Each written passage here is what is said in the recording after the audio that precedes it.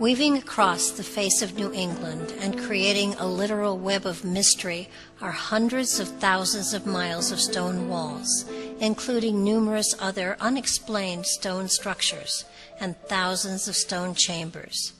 The chambers appear randomly, sometimes capping the ends of great stone walls or appearing to be built into the sides of hills. These megaliths stand silently, a testimony and a reminder of the antiquity of the area, but with no reminders as to their purpose or that of those who created them.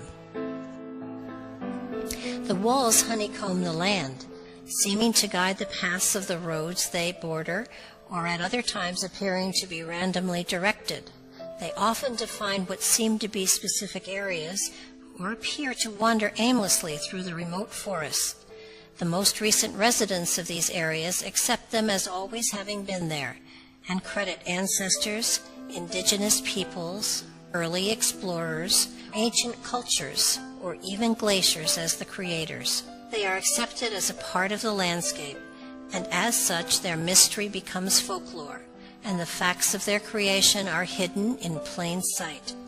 They are silent, ancient tracings of times long past, a testimony of a fragment of our history not yet recorded or acknowledged. Yet similar structures appear all over the world and have been chronicled and recorded for centuries in books and in literature. One needs only to stand in the presence of one of the stone chambers, to pause for a moment within one of them, to feel the antiquity and know that unusual means and methods were used in their creation. What has most recently come to light is the incredible number of these stone structures that are scattered across the landscape and are slowly being sacrificed to the expansion of a new generation, which is not mindful or focused upon preserving their own history. Countless numbers of the chambers, miles of stone walls, and other structures have been carelessly dismantled or altered with no regard to the antiquity they represent. The stone walls represent yet another aspect of the mysteries of the stones. In 1939, using data from an 1872 Department of Agriculture report on fences, it was estimated that there was a combined length of approximately 250,000 miles of stone walls in the New England area, a length equivalent to a single wall stretching around the earth over 10 times. The mass of stone used in the walls is greater than that from all the ancient stone monuments in the world combined. Utilizing modern technology, these numbers would clearly be increased exponentially. Because of the vast numbers and extreme lengths of the stone walls, most New Englanders are aware of their presence. They are obviously difficult to miss. Few, however, have any idea as to their purpose, or for that matter, who actually created them. They have been described as boundary markers, stock fences, and property demarcations. What escapes reason and understanding is that they are often random, close together, and without direction, starting and stopping for no apparent reason, going up hills and across ridges, in areas that could not have been planted or used for grazing or agriculture. Often closely connected to these walls are other unusual structures, most notably thousands of stone chambers scattered across the landscape.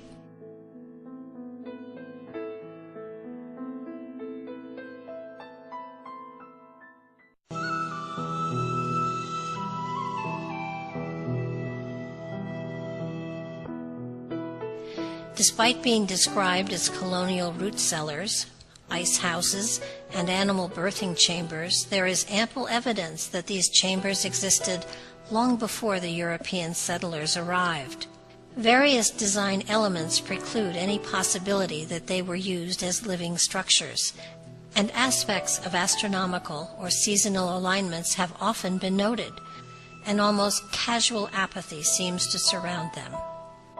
Beside the stone walls and chambers, there are several other stone anomalies, including subterranean structures, stone circles, standing rows of stones, balanced rocks, stone piles, commonly known as cairns, and several other strange structures, possibly even including dry stone constructed bridges.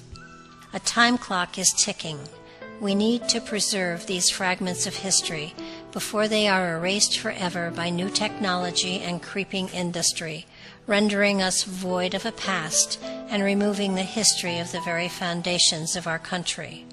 Antiquity has attempted to teach us that the true quest of discovery lies not in seeking to create new horizons, but rather in removing the veils of theory masquerading as fact that cloud our vision, and clearing our sight to encompass the totality of our environment.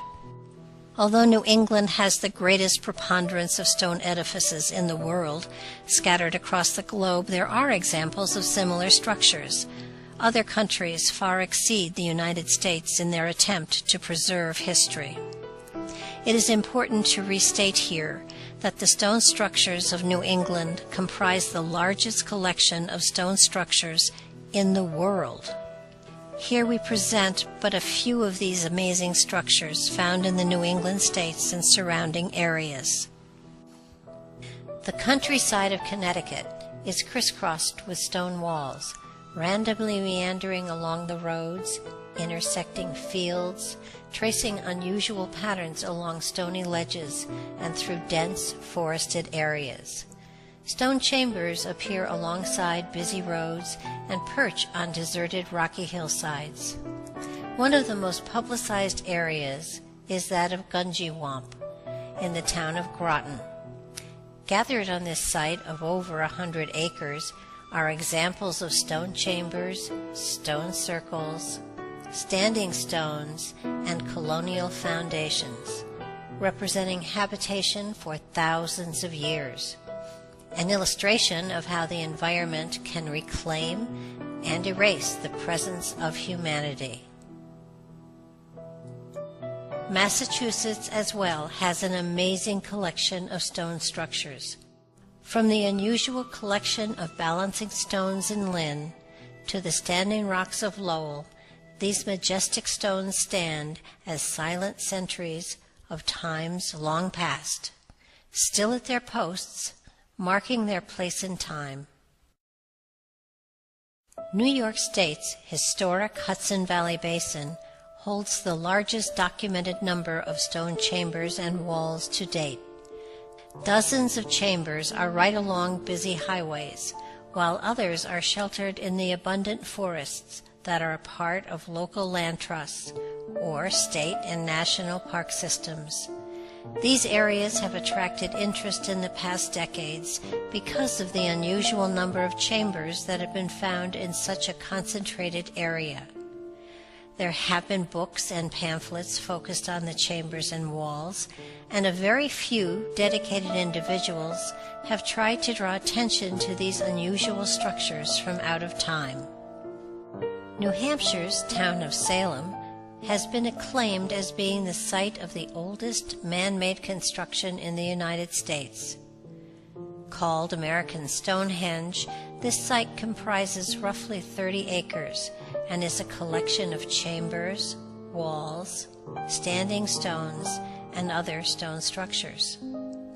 It is speculated that it was built by an ancient culture, which was determined from the carbon dating of charcoal pits, dating them back to 2000 BC.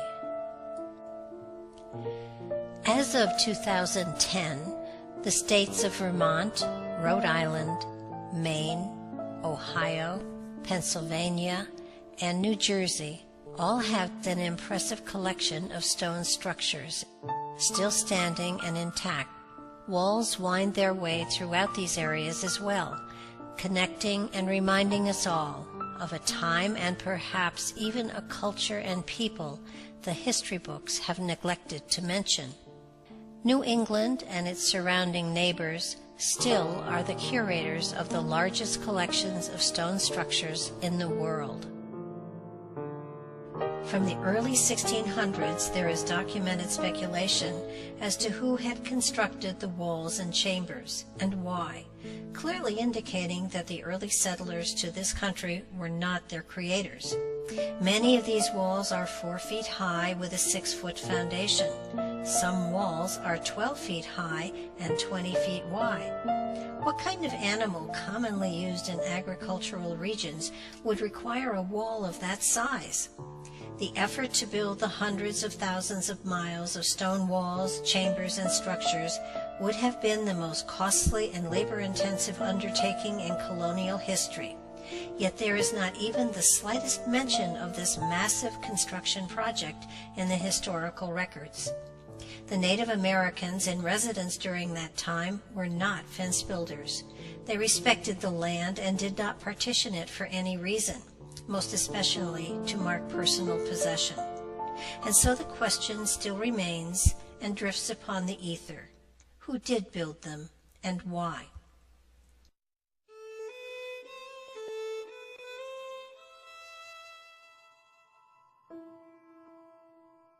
A most interesting point to ponder.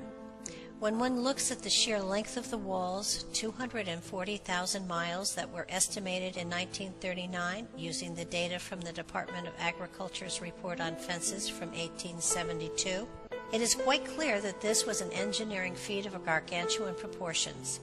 Using simple calculations and allowing for 1 day's rest out of every week, with a mandatory 3 months break when the northeast winters made it impossible for any outdoor work, it would appear that if the early colonists constructed these walls between 1620 and 1872, they would have had to average 4 miles a day, 1/3 of a mile every hour, or 1 foot every 2 seconds. And they had to average this consistently each and every year for 250 years, regardless of the devastating Revolutionary, Civil, and Indian Wars. Clearly, this was not the case, for there are no significant records of any major expanses of walls or other megalithic structures. Since it would have constituted the largest construction project in world history, it would have been an effort worth recording in some small way. There are most probably almost as many theories about who or what actually assembled the great collection of stone structures in Northeast America as there are people who are aware of their existence.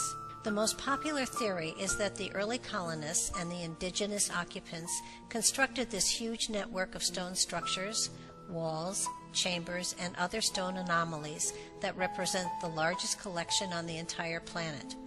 It is very clear that this was a physical impossibility, and so we need to examine the other theories that have been postulated over time.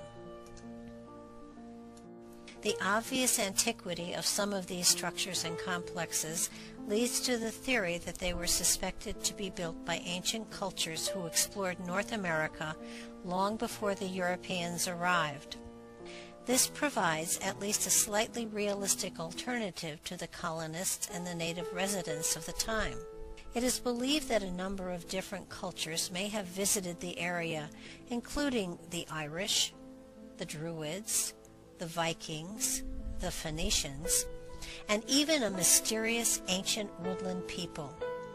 However, any evidence that an ancient culture spent centuries of time, millions of man-hours, or established the support communities required to carry out such a Herculean effort is sadly lacking. There well may be artifacts showing foreign origins buried beneath the accumulation of centuries of time, but neither modern techniques and technology or current science have been able to give us a definitive answer to this date. Perhaps they were not looking in the appropriate places. One of the stranger theories is that the placement of many of these massive stones was the result of what is commonly called glacial erratica, a result of the theoretical Ice Age. To examine this theory of stone structure origin, we must first consider the source. The Ice Age is, unfortunately for those using it in this case, a theory. A theory in its simplest form is an unproved assumption. This particular unproven assumption has been floating around since the middle of the 19th century and has been used to try to explain a number of geographic anomalies. A catch-all theory, as it were, which has found favor in scientific circles for its ability to absorb many tough problems which science is simply unable to explain, or seems to be unwilling to explore the new horizons these anomalies present. Science would have us believe that these wondrous, seemingly intelligent glaciers were the architects that created hundreds of delicately balanced boulders weighing many tons, stone circles, countless dolmens, and standing stones. Clearly a designer glacier that exhibited theoretical intelligent design, not just once, but thousands of times. If the Ice Age weren't a somewhat illogical theory, already discredited by anthropological evidence, it should be dismissed as simply ridiculous in relationship to any role in creating these stone anomalies. The stone walls that weave their way across the landscape elicit theories of their creation as well. Even in very primitive cultures, walls have had a very specific purpose, to enclose a defined area. In the case of what can only be described as structures or building remains, we find that to be true. But when dealing with the fence variety of stone walls, we find it is almost never the case. They simply do not enclose anything. The walls that remain standing today generally run in unbroken lines with open ends. They start and then just stop. These walls do not commonly connect to each other to make an enclosure, which discounts the theory that they were used for agricultural purposes. Often other walls will intersect but terminate abruptly, leaving us with small pieces of an overwhelmingly huge puzzle or labyrinth. These remains of times long past create a puzzle of their own. There are many different patterns of walls, and none of them fall into the current logical definition attributed to what is a wall's logical and simple application. One of the most common theories used to explain away the presence of these walls was that they define property boundaries. As with the agricultural theory, they seldom enclose anything, which negates any concept that they are megalithic boundary fences. Many claim they were built to last, and indeed they have done that. They have lasted longer than any record found that established such borders, despite the fact that the colonial inhabitants were quite literate and kept excellent records of such things. They have in essence lasted longer than the explanation as to what they were for and who made them. In viewing wills from the 17th and 18th centuries, we found no mention of walls being used as delineating property lines. Most deeds of the time used landmarks or topographical features to mark boundaries, never using or mentioning the vast abundance of stone walls that littered the landscape. The dwellings of the settlers were constructed of wood, and yet they created massive stone walls to mark their property. It would appear that they were more focused on the longevity of their fences than they were about their homes. Wood was an abundant resource. It is easier and more efficient to use for fence building, and yet there are those who would have us believe that they chose to construct walls from the stones that cluttered the fields. Lack of the use of wood only adds to the mystery surrounding the stone walls. There were many strange occupations in colonial America, including measurers of wood, viewers of bricks, and of course, fence viewers. After studying many cases, nothing could be found about inspections of what should have been their main concern, stone walls. Considering you could almost not look in a 360-degree arc without seeing one or more stone walls standing anywhere in New England, this is a grave oversight to say the least. It is almost as if these massive structures were seen as part of the landscape, rather than having any specific purpose needing official attention.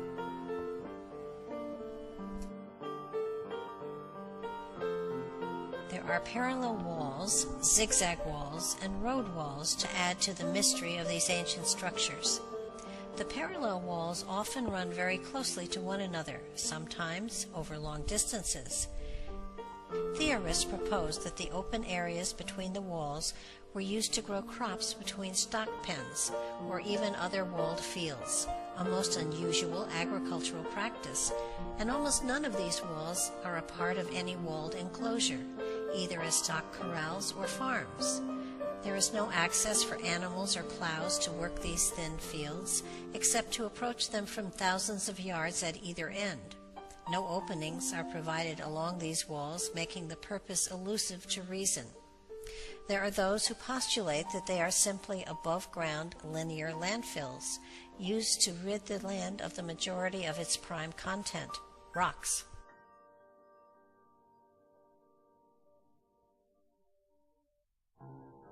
Why then do we still find an overabundance of rocks in the land around these supposed rock depositories? Did they just give up trying to rid the land of rocks by building stone walls thousands of times? There are those who even claim the reason we find more stones is that the rocks literally floated to the surface of the soil after an upper layer of stones has been removed in just one growing season, suggesting perhaps that the land was more conducive for the production of stones than a food crop. Lack of logic and reality are no stumbling blocks when it comes to these theories. Frequently, there are stone walls that border roads for countless miles, broken only by modern technology as it has erased sections and interfered with the symmetry that once was there. Individual homes have intersected the walls just to provide access, while the walls just flow forward. The roads are meandering with few straight stretches, often appearing to be cut in trenches between the walls. And, for the logic and reality challenged crowd, there is another irrational theory, that for some yet unexplained reason, the road builders built the walls as a nice border for the roads. One has to wonder why more effort was put into the building of the walls than the construction of the road itself, and further, did the walls follow the roads? Or perhaps the more logical question, did the roads follow the walls, which seem to be far more ancient in origin?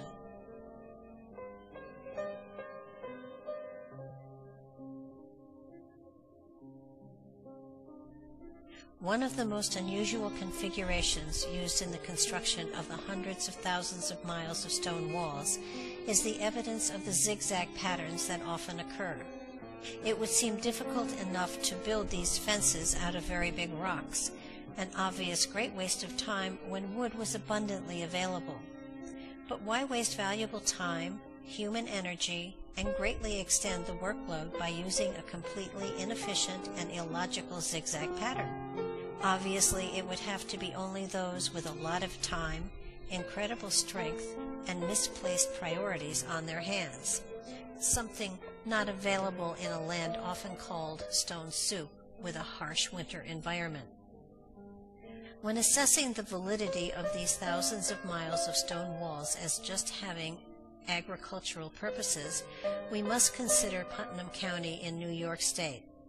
This area contains the largest, longest, and greatest number of stone walls, and the highest number of stone chambers anywhere in the world.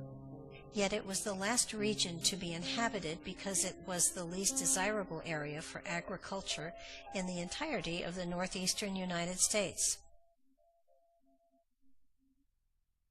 In this area, the stone structures are the least likely to have any agricultural purpose, and yet we find the greatest concentration of the chambers here.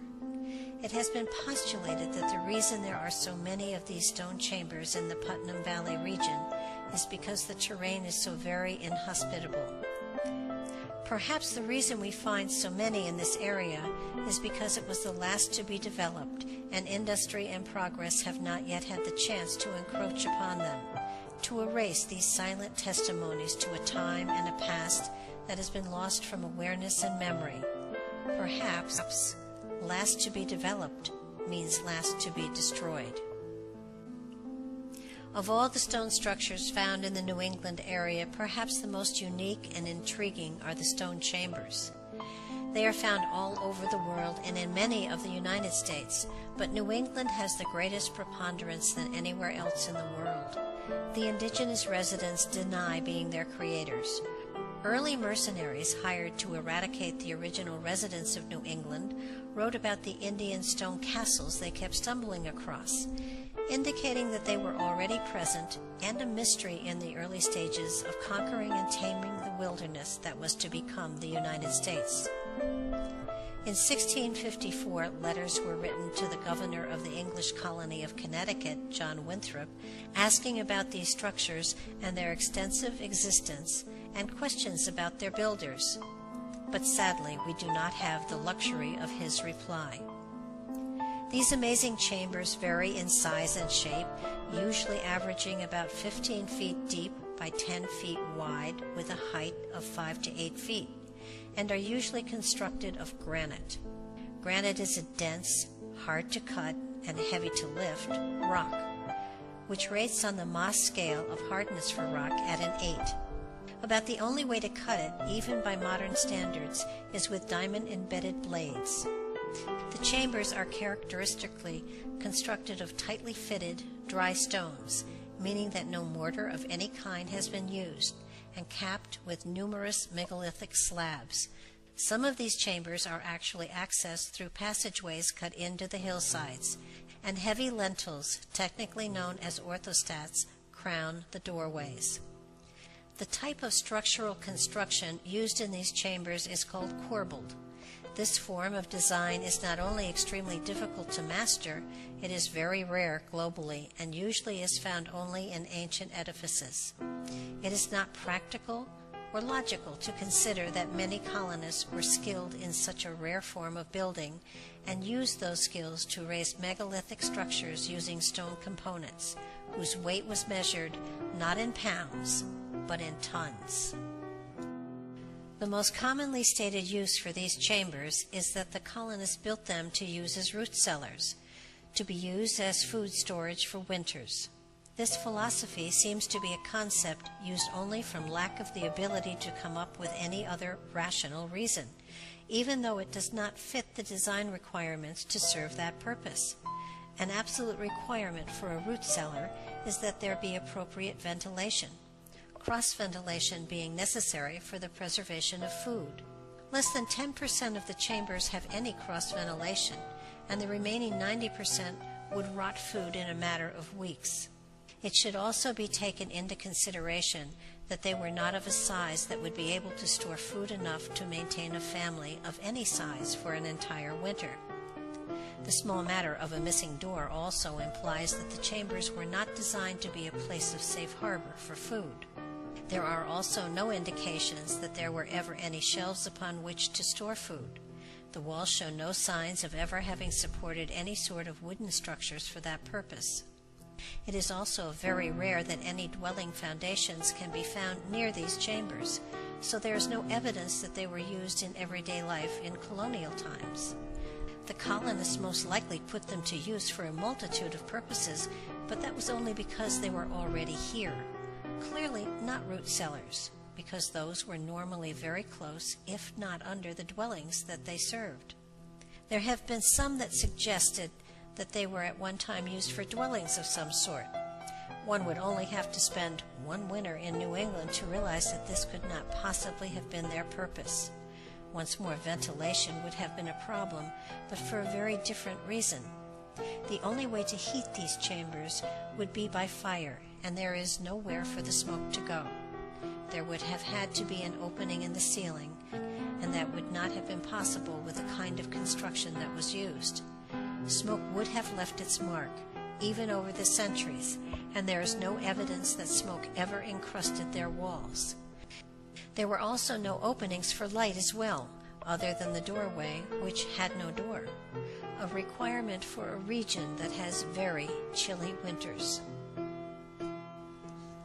The use of these chambers as megalithic ice houses seems as impractical as using them to store food, not so much because of the ventilation, but rather the tiny amount of space obtained through such a labor and material-intensive project. Doors would obviously be required, Perhaps they just rolled big stones across the opening when they were done. And the need to be near a body of water is another stumbling block to the ice house theory. While some of the chambers do appear to be near water, most are not. Some are on mountains and very inaccessible. Animal birthing chambers, Indian sweat lodges, vision quest chambers, and simple storage buildings are just a few of the other uses for these incredible structures. Though some archaeological work has been done to determine the purpose and age of these chambers, there has been an absence of artifacts that would support a definite purpose. Fringe theories abound about their construction and purpose. Some reach into the outer regions, such as quantum physics and portals to other dimensions. But these are just theories.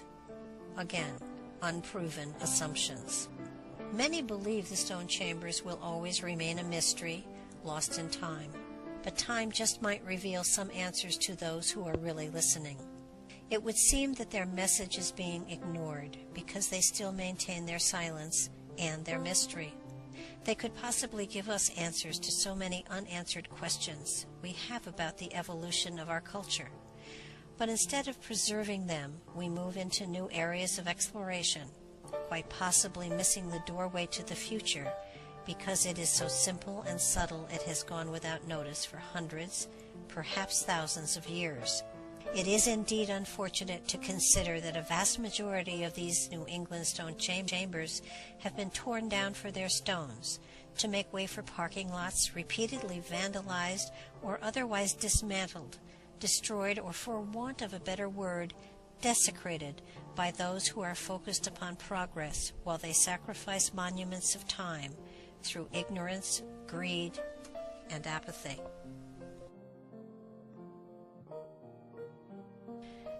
There are untold thousands of anomalous and megalithic stone structures in every corner of the globe, and according to some researchers, there is photographic evidence that there are even unexplained structures on the planet Mars, as well as our own satellite, the Moon. They are found in almost every part of the planet, and consistently defy the primitive construction skills of the ancient cultures that lived where they are located. The timeless structures of North America lack the grandeur of the Great Pyramids of Egypt, the beauty of Machu Picchu, the engineering wonders of Pumapunka, or the infrastructure of Teotihuacan. But they do share many common aspects with them and other archaic structures worldwide, and their origins are no less mysterious. They certainly share a common thread with the multiple thousands of amazing ancient structures. They are a riddle, wrapped in a mystery, inside of an enigma. Anthropologists and archaeologists have very conveniently taken all the great mysteries of the world, including the structures of North America, and pigeonholed them into two commonly used categories, ignoring the diversities and uniqueness of these structures worldwide, lumping them together so they could easily be ignored. They are either of religious origin, used for worship, human sacrifices to the gods, or bizarre blood rituals of some type, or they have astronomical alignments and were used for rituals involving the seasons, planting, or simply used for star worship. This stereotyping of every ancient structure and artifact proves the short-sightedness of the scientific community. If it doesn't fit into a specific and completely inflexible set of predetermined and approved criteria, it is not considered, and quite simply, it does not exist. Ignoring many unanswered questions indicates a sad inability to adapt to our ever-expanding reality. And so reality becomes the enemy and is covered up at every opportunity. Instead of expanding understanding and knowledge as awareness and insight stretch into new levels and dimensions of discovery, science becomes the greatest barrier to any true understanding of our past, and for that matter, the potential that is open to humanity. No matter how many times the contrary is expressed, we know virtually nothing about the builders of most of the ancient structures of North America. And, despite pompous claims of primitive cultural origins, we know nothing about the builders of the great ancient structures worldwide. We cannot explain how the massive blocks were lifted up hundreds of feet to the tops of pyramids. And we have the same problem with the massive ceiling and structural stones that are found in the stone chambers. How did ordinary men lift stones even bigger than the blocks we find in the pyramids? Neither the colonists nor the native inhabitants or the primitive Egyptians had any equipment capable of lifting such great weights. Interestingly, even the composition of the components of both the King's Chamber in New York and the King's Chamber in the Great Pyramid are the same: very hard granite. At America's Stonehenge in North Salem, New Hampshire, an even more important similarity exists. The Great Pyramid in Egypt is the largest single collection of monoliths in the world and, not surprisingly, the largest megalithic structure ever built. It is one of the few wonders of the world still standing. The largest stone in the largest megalith in the world is a 70-ton monster of red granite, rivaling the weight of a modern locomotive. That puts the stone firmly in the category of what can only be called a super monolith. But an anchor stone in the Oracle Chamber at America's Stonehenge weighs in at an even greater weight of 75 tons. However, to further demonstrate how great the American stone structures are, in Lanesboro, Massachusetts, there is a balanced rock weighing more than the Oracle Chamber anchor stone and the Great Pyramid's King's Chamber granite monolith combined. It weighs 165 tons, and it is balanced perfectly in a way that defies explanation. Yet another telling similarity between the ancient structures of North America and the rest of the world is clear evidence that many of the stones were quarried. There are what appear to be saw marks, right angles, and drill marks that are clearly seen on many of the monoliths in chambers and structures in North America, as well as those worldwide. This could be seen as evidence of fairly modern work, but only if one ignores that many of these stone monoliths and masonry work are granite. On the scale of material hardness, granite is one of the hardest and most difficult to cut, polish, drill, or chisel, and almost always is used in decorative rather than structural purposes. Drill marks and holes in and on the stones of America, Egypt, and Mesoamerica were made by hardened steel alloyed bits or technology lost to time, not bone or copper tools as science would have us believe. No single stone anomaly is more intriguing or mysterious than a perfectly balanced boulder weighing over 100 tons. Amazingly, many of these have remained fixed in their seemingly precarious positions for centuries. Some have even been known to rock until they very simply settled into a static state, while others have been reported to sing when struck. One can imagine playful giants challenging one another to see who can balance the biggest boulder. Although the glaciers are said to be the balance masters, logic dissipates that theory as laughable. No, these wonders of anti-gravity did not just magically appear. They were definitely, very deliberately placed. But no logical reason other than just the pleasure of balancing something very big or nature art comes to mind. Who is big enough or powerful enough to accomplish such a Herculean and seemingly impossible task? Only one of two conclusions can be drawn in the case of how these stones were cut, polished, grooved, drilled, chiseled, and moved. We could consider that they were created by ancient, highly advanced cultures from other worlds or dimensions with technology, skills, equipment, and tools that rival and actually exceed our own modern technology, and then left the planet leaving their handiwork behind. or that they were ancient human cultures with amazing technology, equipment, and tools that were destroyed so effectively or buried so deep that not even a single hint remains. And the only evidence of their presence are the monuments they left behind, scattered across the face of the globe, standing as a testimony to the greatness that once was and could yet be again. Any force so powerful to destroy any evidence of human creation would also destroy the edifices as well. Not a single word or a tiny scrap of evidence as to how humans created incredible structures our own modern and highly advanced technology could not accomplish.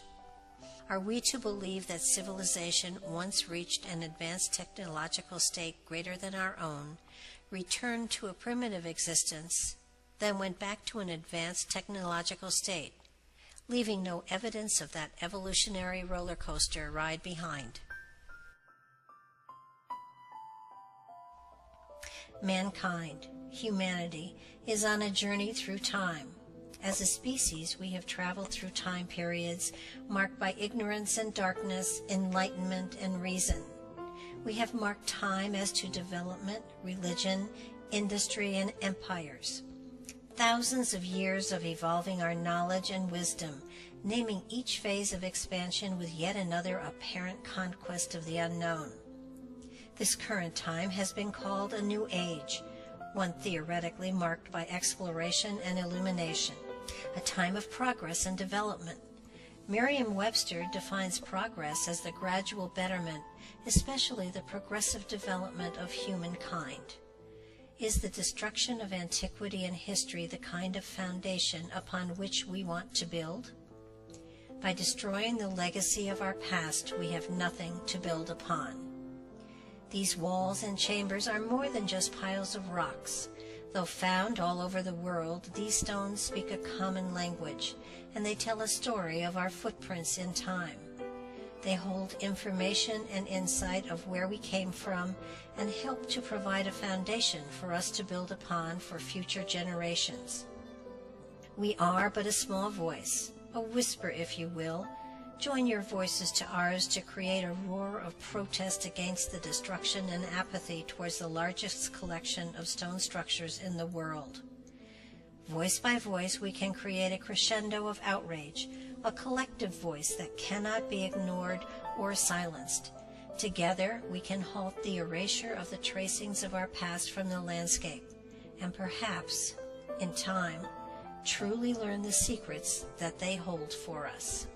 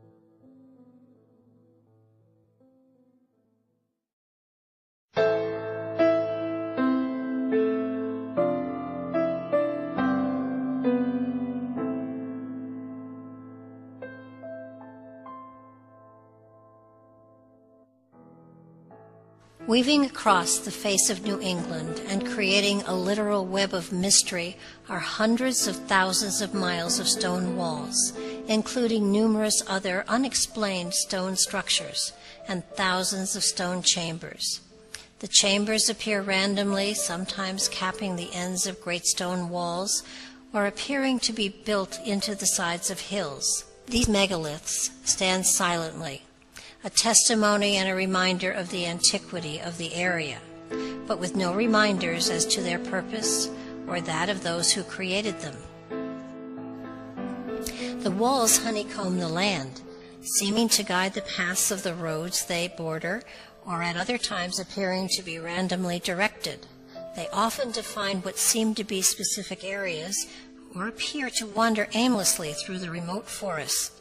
The most recent residents of these areas accept them as always having been there, and credit ancestors, indigenous peoples, early explorers, ancient cultures, or even glaciers as the creators. They are accepted as a part of the landscape, and as such their mystery becomes folklore, and the facts of their creation are hidden in plain sight.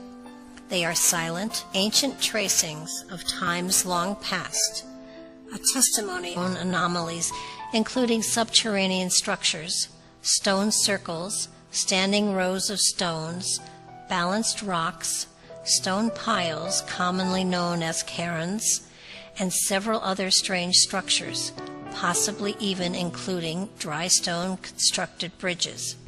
A time clock is ticking.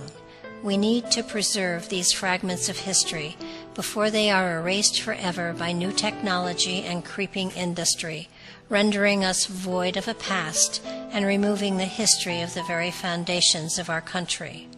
Antiquity has attempted to teach us that the true quest of discovery lies not in seeking to create new horizons, but rather in removing the veils of theory masquerading as fact that cloud our vision, and clearing our sight to encompass the totality of our environment.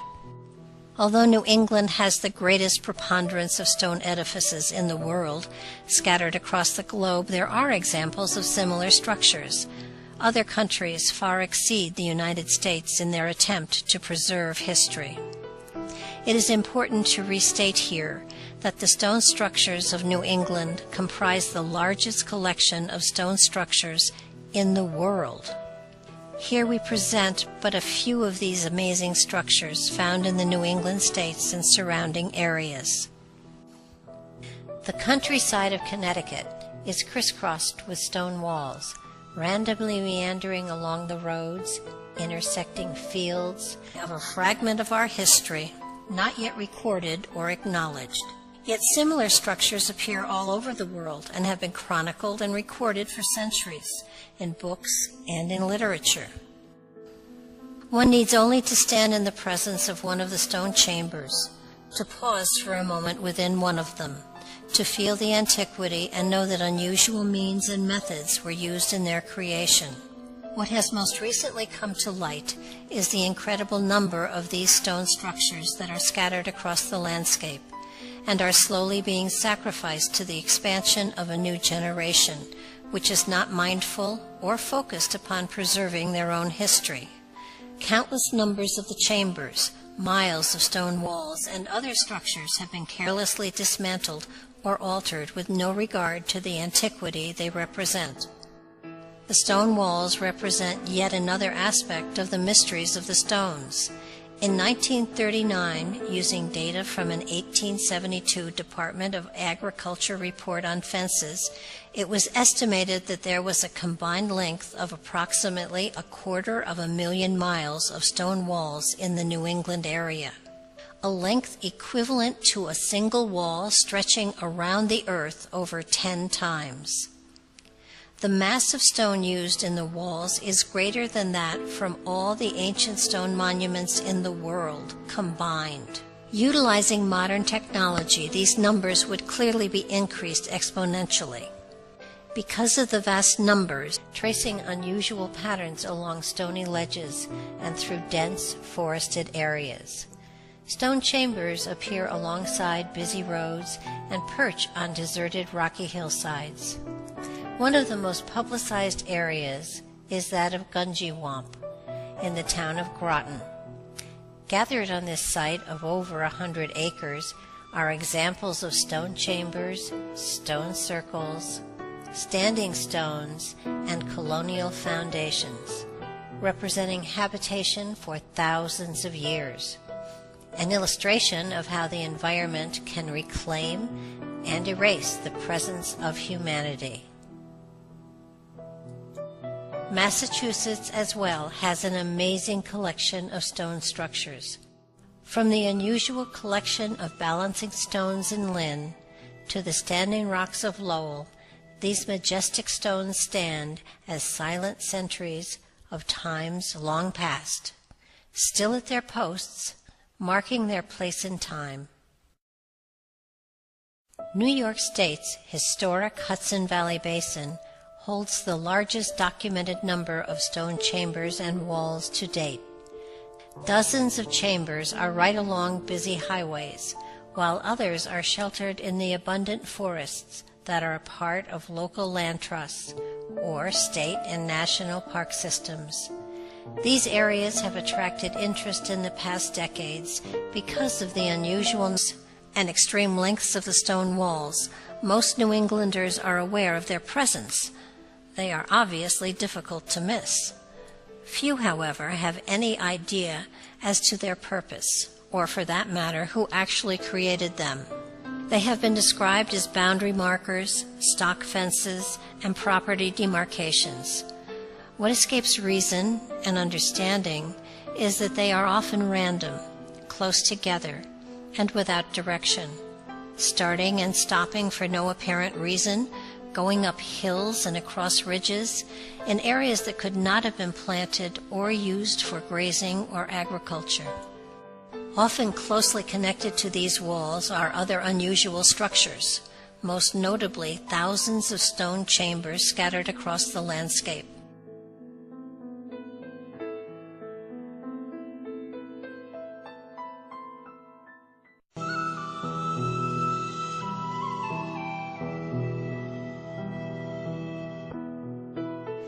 Despite being described as colonial root cellars, ice houses, and animal birthing chambers, there is ample evidence that these chambers existed long before the European settlers arrived.